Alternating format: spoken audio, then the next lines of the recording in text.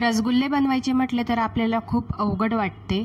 त्यासाठी मी आता घेतला आहे एकदम सोप्या पद्धतीने आणि पटकन होणारे असे हे रसगुल्ले आहेत आणि कमी खर्चात आणि अचूक प्रमाणात मी तुम्हाला सांगणार आहे। तुम्ही बघू शकता किती रसगुल्ले हे रसलशीत झालेले आहेत।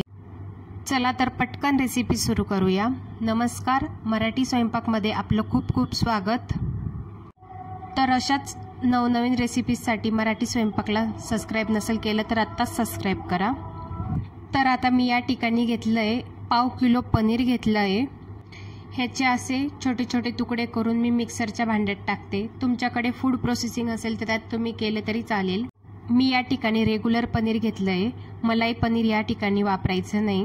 तर या ठिकाणी माझं मिक्सरला हे पनीर काढून घेतलंय। त्यामध्ये मी आता 1 चमचा कॉर्नफ्लॉवर घालणार। हे देखील आपल्याला मिक्सरमध्ये फिरवून घ्यायचे आहे। आता या ठिकाणी मी हे मिश्रण मिक्सरला फिरवल्यानंतर आपण हे मिश्रण एका प्लेटमध्ये काढून घेऊ आणि त्याचे छोटे छोटे बॉल तयार करून घेऊ।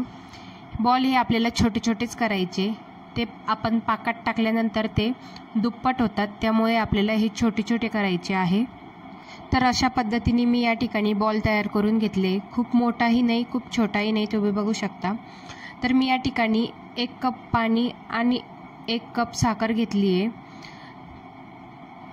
आता या ठिकाणी साखर पूर्णपणे वितळून गेली आहे, तर पाण्याला छान उकळी आली। तर या स्टेजला आपण मी तयार केलेले या स्टेजला मी हे बॉल सोडणार आहे।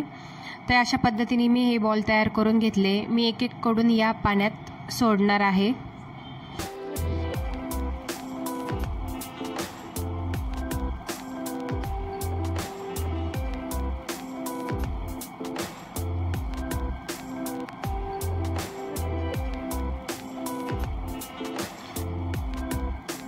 तर अशाच पद्धतीने मी हे सर्व बॉल याच्यात सोडलेत आणि थोडे थोडे आपण चमच्याच्या सहाय्याने असे हलके हलवत राहायचे, खूप जास्तही हलवायचे नाही।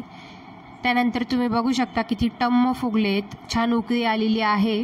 याला मीडियम टू हाय हीटवर एक 7 ते 8 मिनिट आपल्याला छान उकळी काढून घ्यायची आहे। आणि ना ही प्रोसेस ना मीडियम टू हाय हीटवरच झाली पाहिजे, कारण की ही प्रोसेस आहे ना ते रसगुल्ले छान टम्म फुगतात। एका बाजूने एक असे ते हलत असतात, त्यामुळे आपल्याला हे मीडियम टू हाय हीटवरच ठेवायचे आहे। चला तर मग आता छानपैकी मी रसगुल्ले स्टीम करून घेतलेले आहे। तर तुम्ही गॅस करते बंद। तर तुम्ही बघू शकता रसगुल्ले खूप मऊ आहे, म्हणून याची साईज चेंज नाही व्हावी म्हणून मी हे रसगुल्ले एका बाउलमध्ये काढून घेणार। तर अशाच पद्धतीने आपण एक एक बॉल आपण हे एका बाउलमध्ये काढून घेऊ। तुम्ही बघू शकता किती छान असे रसगुल्ले झालेले आहे। यातला थोडाच आपल्याला रस लागणार आहे। हे अजूनही गरम आहे म्हणून हवा तसा आपल्याला याचा आकार येणार नाही। पूर्ण थंड झाले की छान त्याला पफ असा टेक्स्चर येतं त्याला, त्यामुळे ते अशा पद्धतीने काढून घ्यायचे आहे। त्यानंतर तुम्ही बघू शकता किती छान असे पांढरे शुभ्र रसगुल्ले या ठिकाणी आपले तयार झालेले आहे। अगदी सोप्या पद्धतीने आणि अचूक प्रमाणात हे रसगुल्ले बनवून तयार होतात, जास्त खर्चही लागत नाही। खूप छान असे पांढरे शुभ्र तयार होतात आणि मऊ आणि लुसलुशीत होतात।